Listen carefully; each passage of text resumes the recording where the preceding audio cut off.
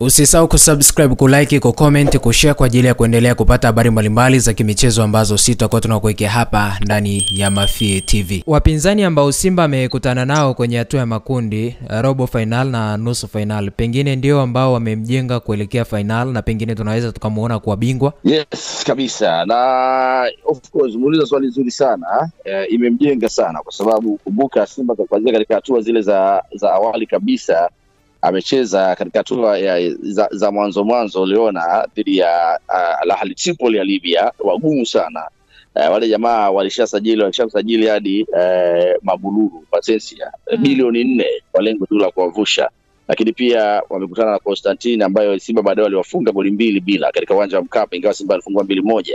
Na baadaye anamaliza kwenye kundi Simba akiwa kinara kwa sababu hata Bravo de Maquiz walikuwa bora kwa sababu walifunga wote, Constantine na Sfaxien akiwa pale Angola apiga goli 3-2. Kwa hiyo utaona mechi ambazo mnyama alicheza nazo ilikuwa ngumu sana. Hata wale Sfaxien ya Tunisia katika uwanja wa Mkapa walikaza sana, lakini mabao baadaye yanapatikana dakika za jioni, na unaona pia anasafiri mnyama na kumpiga pia Sfaxien pale Tunisia. Kwa hiyo hawa pinzani hawakuwa wepesi.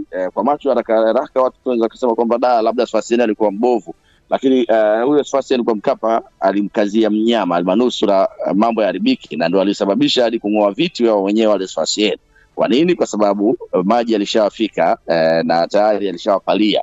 Kwa hiyo imewasaidia, lakini sio tu kwenye michuano ya kimataifa, hata kwenye ligi kuu Simba walikuwa wakipata wakati mgumu sana. Pale ambapo wanakutana na timu za ligi kuu utakuta timu inawekewa mfunga bana, mzigo unawekwa ili Simba kaziwe na vitu kama hivyo. Kwa hiyo inawajenga. Mechi dhidi ya Dodoma Jiji utasikia bana, Dodoma amewekewa mfunga, amewekewa mzigo, bonus ya kutosha, mnyama anakomaa, anapata bao dakika za jioni kwa mkojo penalty Jean Charles Ahoua. Angalia mechi za mnyama nyingi namna ambavyo zinakuwa ngumu. Ameenda kwa Fountain Gate pale kwa Rababati, wanamfanyia high pressing Lara kisha Sambia anajifunga na hadi kipa anatolewa kadi nyekundu, lakini mwisho wa siku yote ni kwa sababu ya ugumu ambao mnyama anawekewa kwenye michuano tofauti. Kwa hiyo imewajenga kisaikolojia na imewaimarisha zaidi wachezaji. Wamekuwa na endurance, kwa maana uvumilivu, wamekuwa na determination, na kila mchezaji amekuwa na utimamu kwa sababu ameshapitia changamoto ngumu.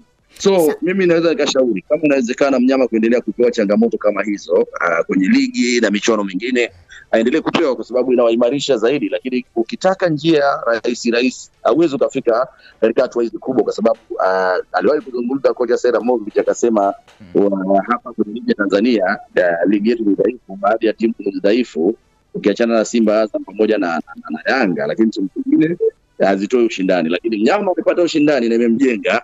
Kwa kama itawezekana aendelee kuwajenga, unaweza kushangaa ikawafikisha hadi na ikawapa ubingwa. Kwa hiyo imewasaidia sana kusema kweli. Wachezaji wamekuwa na determination, wana uwezo wa kucheza ugenini, wamekuwa wanapofil mipango ya kocha, wanaambiwa fanya hiki fanya kile, na faida walionao wachezaji wa Simba ni wadogo age, umri wao unaruhusu kupambana uwanjani, kwa maana wanaweza kuhifadhi nishati ya kutosha, na ndio maana unaona dakika 90 wachezaji bado wana nguvu na bado wanaendelea kukaa kwenye mpango wa mwalimu.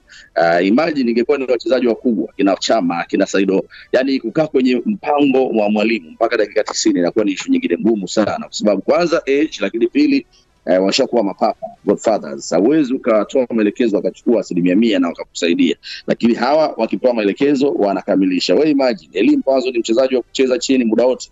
Elie Mpanzu ni mchezaji ambaye anapenda kukimbia kwenye France, anaingia deep, anapiga vienga, anajaribu nje ya 18. Ndio maisha lozoea. Lakini jana ameambiwa bana, I need you to stay here. Yaani sitaki utoke katika eneo hili. Zone ya chini kaa wewe. Kibu, hakikisha ukipata kukimbia unakimbia, lakini usidhuru. Wewe kama utafanikiwa kufunga funga, kama utashindwa hakikisha una keep ball, kwa maana una keep time na mambo kama hiyo. So Fadlu amepata faida ya kuwa na wachezaji vijana, lakini pia na ambition zake ambaye nani ambao ametengeneza timu ndani ya muda mfupi imewajenga kisema. Na mwalimu ambaye wako nawe sasa hivi ambaye ni Fadlu Davis, ni mwalimu ambaye pengine Simba wanaweza wakawa ni mwalimu ambaye amekuwa bora zaidi tangu ameanza kwenye mchakato wa kutamani kuwa wakubwa barani Afrika kwa miaka 7 hii. Yes, inawezekana kwa sababu wamepambana sana kupata mwalimu kama Fadlu Davis.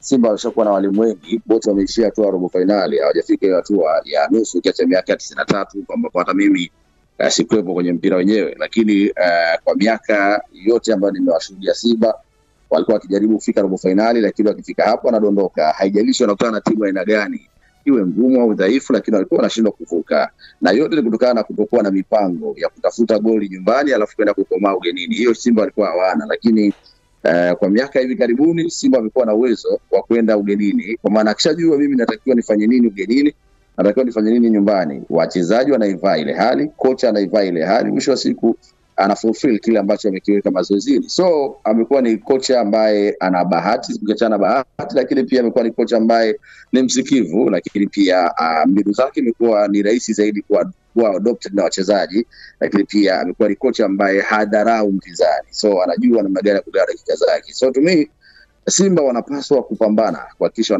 wanadhibiti kocha asiondoke, kwa sababu ninaona dalili kwamba mwisho tu wa msimu kwa mnyama kufika tu hatua ya nusu finali, kwanza kabla hata nusu finali akiwa hatua ya makundi, hata bado hajaingia robo tayari vilabu vishaanza, kama Fana bao alikuwa anamtaka na vilabu vingine vingi sana. Sasa imagine sasa hivi vilabu vingi vinafukuza makocha, wanaanza kumtazama kwa jicho la tatu. Unaona ubora aliowafikisha Simba finali, kitu ambacho kwa muda mrefu watu hawajashuhudia. Atapata ofa nyingi sana, lakini Fadlu aliwaambia kwamba mimi sitaki kwenda timu yoyote na I need to fulfill my project, kwa sababu yeye anaamini bado hajamaliza project yake, na akimaliza project yake tunaweza kaondoka. Lakini mimi nasema siku zote pesa inabadilisha mwelekeo wa maji. Kwa hiyo unaweza kushangaa, unaweza kusema mimi bado nasubiria project yangu, lakini watu wamekuwekea mzigo ambao haupati Simba zaidi ya mara 30, unakwepa vipi? Kwa hiyo Simba ana kibarua kikubwa sana cha kuhakikisha unamlinda Fadlu Davis asiondoke. Najua pesa wanayo, wana uwezo huo, lakini Fadlu ana mapenzi sana na Simba.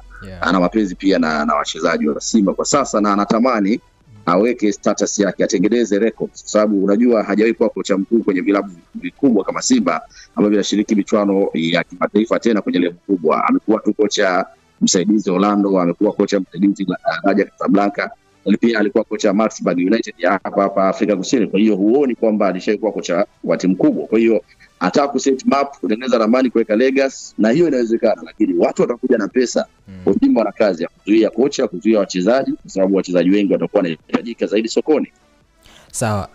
La mwisho, uimara wa Simba msimu huu tunauweka kwenye engo gani? Uimara wa Simba tunaweka kwenye engo kubwa, hasa katika eneo la midfield, kwa sababu ndio changamoto walikuwa nao, kwa sababu eneo la kiungo mkabaji tangu ameondoka James Kotei, baadaye akaondoka Gerson Fraga Vieira, akaja Tadeo Lwanga, hajapatikana kiungo mkabaji ambaye alikuwa na uwezo wa kuishape Simba katika eneo hilo, lakini pia kutengeneza eneo lako la ulinzi kuliboresha. Lakini pia unaona this time tangu ameondoka CJ Pascoe, Joshua Chengo Nyango, Eno Kinonga Baka, Simba waliokota dodo pia. Abdulrazak Hamza amekuwa one of the best stopper na amepata wakati mzuri sana kwa bora, na yeye sasa hivi ndo anaaminika kuliko Shefondo Malona. Ameumia bado, Hamza ameshika dimba pale, afa amekuja chini pale kuongezeka Chamu Karabwe. So wamefanikiwa na wako na changamoto pia katika eneo la goalkeeping. Unaamini Aishi Manula kwa bora sana kwa miaka yake 4-5, lakini makosa alikuwa mengi sana, hasa kwenye kuanzisha mashambulizi build,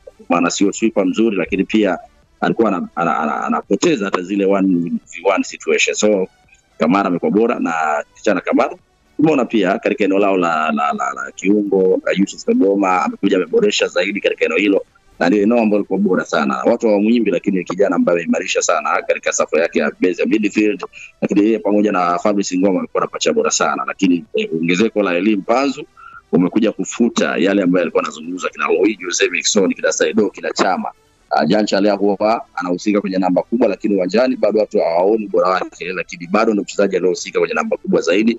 Alafu na Kibu ameongezeka ubora. Kwa hiyo kila mmoja amekuwa anautaka mchezo. Eneo ambalo mpaka sasa hivi Simba analihitaji eneo la playmaker namba 10 ambaye atakuwa kazi yake ni kunyumbulika, yani ni yule soft playmaker ambaye kazi yake ni kulainisha, kucompose mchezo na kufunga pia nje ya 18, tofauti na Jancha leo ambaye amekuwa na maamuzi ambayo sio sahihi kuna wakati. Lakini pia katika eneo la forward line ya Simba naamini wataboresha, kwa sababu wanatamani zaidi kuwa na wale ball poachers, yani sio mtu unafika eneo la mwisho unaanza kuwaza ufanyaje. Kwa hiyo hao ni maeneo ambayo pengine wanatamani kuongeza zaidi, lakini bado imewasaidia kuwa na elimu Lionel Ateba, kuwa na Mkwala, wamekuwa na chagiza ingawa sio kwa ubora huu ambao unaonekana. Kwa hiyo maeneo muhimu siku zote wanasema ili uweze kuwa na nyumba bora lazima uanze na msingi. Kwa hiyo kwenye msingi Simba amekamilika kwa maana ya defensively wako sawa, eneo la goalkeeping, eneo la ulinzi kwa maana mabeki, lakini pia eneo la kiungo wa chini kwa maana kiungo mkabaji pamoja na kiungo wake ambao inaweza kaita double pivot. So wameimarika